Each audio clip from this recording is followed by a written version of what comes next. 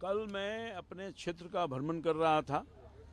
शाम हो चला था, पोलिंग ख़त्म हो चुका था। मसौड़ी में प्रवेश किया।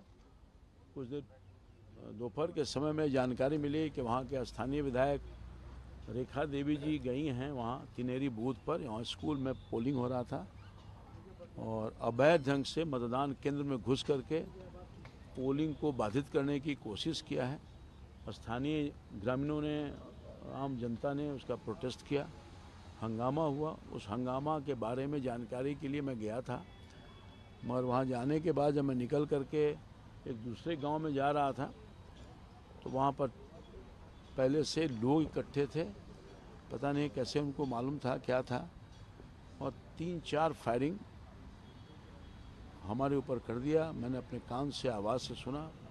मैं फिर आगे बढ़ गया, मैं रुका नहीं वहाँ, आगे बढ़ गया। चूँकि मेरे पास कोई उतना सुरक्षा कर्मी एक्स्ट्रा तो था नहीं, 2 ही कर्मी रहता है मेरे पास। तो मैं जब आगे बढ़ा, रुका, तो मेरे साथ मेरे जो समर्थक लोग थे उस गांव तिनेरी गांव के, उन लोगों ने प्रोटेस्ट किया कि एमपी साहब पर फायरिंग क्यों कर रहे हो। तो उससे उलझ गए, उसको मारपीट किया रिवॉल्वर्स के बट से। जान उनकी बच गई, नहीं तो हो सकता था उनको भी जान मार देते। यही है, घटनाक्रम दुखद है। हम तो कभी सोच भी नहीं सकते थे। हमारे 40 साल के सार्वजनिक जीवन है, विद्यार्थी जीवन से मैं सक्रिय हूँ, मगर आज तक हिंसा की राजनीति में मैं कभी विश्वास नहीं किया। मैं तो राष्ट्रीय जनता दल में भी रहा हूँ।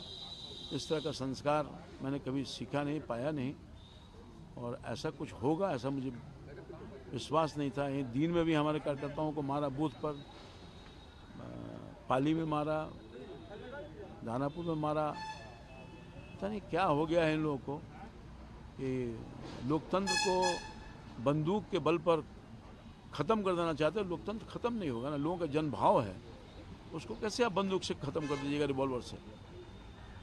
कौन थे वो लोग जो आप लोगों पर बोले? वो स्थानीय लोग ही थे और राष्ट्रीय जनता से जुड़े हुए कार्यकर्ता थे जो हमारे साथ, जिनको चोट लगी है, जो लोग थे उनको लोग पहचानते भी हैं, लोगों का नाम भी बताया है। क्या स्थानीय विधायक भी उसमें शामिल है क्या? अब कौन है नहीं है पुलिस जानता है, हम तो नहीं जानते हैं। आखिर क्या वजह रही रामकृपाल जी जो आपके ऊपर? वही तो पता नहीं, हम तो किसी का हित करते नहीं भैया। मैं तो हित ही करता हूँ, वही तो करता ही नहीं है।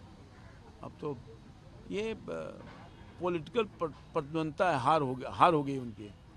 तो हार में जो बौखलाहट है ना, वही है, सब परिणाम है। हमारे पोलिंग एजेंट को मारना, हमारे कार्यकर्ताओं को मारना, हम पर अटैक करना। इससे पहले हमारे लड़के पर अटैक हुआ था प्रचार के दरमियान, और हमारे प्रचार गाड़ी लेकर जो जा रहा था उस पर भी अटैक हुआ। सिद्धार्थ जो मेले हैं विक्रम के, उनके ऊपर अटैक हुआ। एक दलित समाज, महादलित समाज का व्यक्ति था, उसको मार मार करके देह तोड़ दिया, हॉस्पिटलाइज था। केवल इसलिए कहा था कि मैं बीजेपी को वोट करूंगा, यही कसूर था उसका। तो इस तरह का माहौल, इस तरह का परेशानी है। दानापुर घटना की जानकारी मैंने दिया, हमारे पार्टी का महामंत्री है वो, उसको मारा। पता नहीं क्या हो गया इन लोगों को, बौखलाहट इसलिए हो गई कि लोग हार गए। रेखा पासवान ने, उन्होंने भी एक मामला दर्ज करवाया। रेखा पासवान तो बिल्कुल प्लांटेड है ये। जब हमारे तरफ से एफआईआर हुआ तो उसके काउंटर में एफआईआर कर दिया। आपको अगर कुछ हुआ था तो वहीं तो थाना पुलिस था, वहीं करवा लेते। जैसे मैंने करवाया, सामने बुला करके, वहीं रोड पर मैंने ही एफआईआर लिखा है, रोड पर उठा। अभी वहाँ पर करवाया तो कौन रोक रहा था। तो रात में आप करवा रहे हैं, हमारे एफआईआर के बाद आप एफआईआर करवा रहे हैं। चिन्हित कर रहे हैं जो हमारे कार्यकर्ता थे, वहाँ का मुखिया, महिला मुखिया, उसके ऊपर एफआईआर कर रहे हैं। बताइए, महिला मुखिया पर करवा रहे हैं, उसके पति पर करवा रहे हैं, और दूसरा हमारे जो समर्थक कार्यकर्ता थे उस पर करवा रहे हैं। तो दुर्भाग्यपूर्ण है। पुलिस जांच करेगी, दूध का दूध, पानी का पानी। सबसे पहली बात है कि रेखा देवी को वहाँ जाने का कौन अधिकार दे दिया? वो तो मतदाता नहीं थी वहाँ की। मतदान केंद्र पर आप जा सकते हैं अपना वोट देने के लिए, तिनेरी बूथ पर कैसे चले गए, किस हैसियत से गए, और पोलिंग बूथ के अंदर कैसे चलेगा? हमको बताया कि मैं पोलिंग बूथ में कहीं घुसा हूँ? हम खुद कैंडिडेट हैं, या मेरा कोई एजेंट है, या मेरा कोई समर्थक है? बताइए, कोई एक जगह पर हम लोग घुस के देखे हैं, हंगामा किया? उन लोगों ने भी बहुत कुछ किया है, बूथ को रिगिंग किया है, कहाँ कोई प्रोटेस्ट हुआ? हमारा तो आदमी गया नहीं कोई। वहाँ शांतिपूर्ण ढंग से सब हो रहा था, लाइन में लग करके वोट कर रहे थे, अच्छे ढंग से वोट आ रहा था। और बहुत को डिस्टर्ब कर दिया उन्होंने। जांच की मांग कर रहे हैं। हैं जांच तो बिल्कुल, जांच तो एफआईआर किए हैं तो जांच नहीं होगा। डीएमएसपी से बात हुई है। हाँ, सबसे बात। ये जिस तरीके से एग्जिट पोल के जो नतीजे हैं उसको लेकर आप लोग का बहुमत दिखा रहा है, तीसरी बार फिर से प्रधानमंत्री बनने के लिए मैं आभार व्यक्त करना चाहता हूँ अपने महान जनता का, बिहार की जनता का, पाटलिपुत्र की जनता का, पटना की जनता का, जिन्होंने अपना आशीर्वाद मोदी जी को दे दिया। पुनः देश की सेवा के लिए, गरीबों की सेवा के लिए, देश के निर्माण के लिए, राष्ट्र के विकास के लिए, भारत माता को मजबूत करने के लिए, और तीसरी दफ़ा भी उन्होंने अपना आशीर्वाद मोदी जी को दे दिया। लेकिन इंडिया अलायंस से कल बैठक हुई, उन्होंने कहा कि 295 प्लस। अरे वो तो 4 तारीख को पता चल जाएगा ना। वो सब हार की समीक्षा करने गए थे, बुरी तरह से हार गए हैं ना। अब साउथ में जहाँ भारतीय जनता पार्टी नहीं कुछ रहा है, वहाँ जब जीत रहा है, आप ही लोग बता रहे हैं, एग्जिट पोल बता रहा है, अब समझिए ना।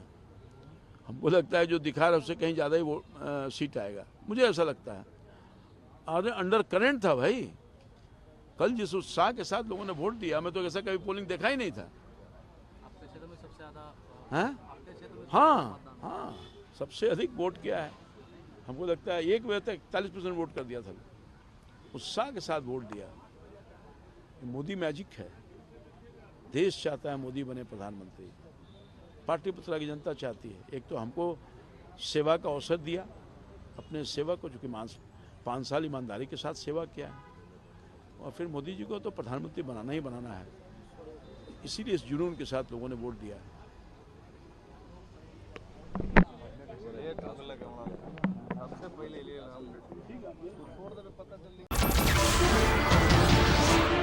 नमस्कार, मैं हूं मानक गुप्ता।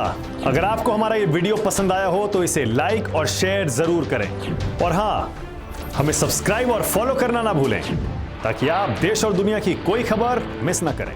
तो जुड़े रहिए हमारे साथ और देखते रहिए न्यूज़ 24।